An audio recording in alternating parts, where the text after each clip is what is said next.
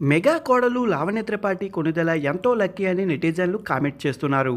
తన భర్త వరుణ్ తేజ్ ఆమెను అంత బాగా చూసుకోవడమే అందుకు గల కారణం.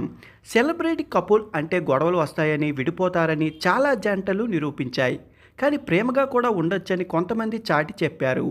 అలాంటి వారిలో లావణ్య త్రిపాఠి, వరుణ్ తేజ్ ఖచ్చితంగా ఉంటారు.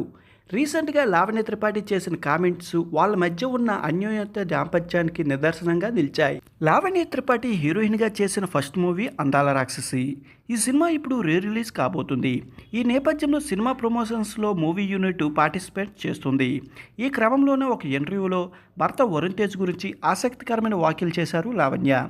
అంతకంటే ముందు ఒంటరిగా బతికేదాన్నని, ఒకదాన్నే ఉండడం అలవాటైపోయింది. కానీ వరుణ్ వచ్చిన తర్వాత లైఫ్ మారిపోయింది. అతను నన్ను అమ్మలా చూసుకుంటున్నాడు.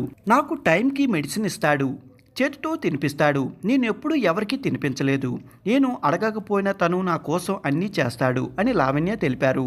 లావణ్య త్రిపాఠి, వరుణ్ తేజ్ కలిసి మిస్టర్ మూవీ చేశారు. ఈ సినిమా 2017లో రిలీజ్ అయింది. ఈ మూవీ ఘాటింగ్లోనే లావణ్య, వరుణ్లు మనసులు కలిశాయి. 2018లో ఈ జోడీ అంతరిక్షం సినిమా కూడా చేశారు. కొన్నేళ్ళు డేటింగ్ తరువాత ఈ జంట 2023 నవంబర్ 1 ఇటలీలో మ్యారేజ్ చేసుకున్నారు. ఇప్పుడు లావణ్య త్రిపాఠి ప్రెగ్నెంట్.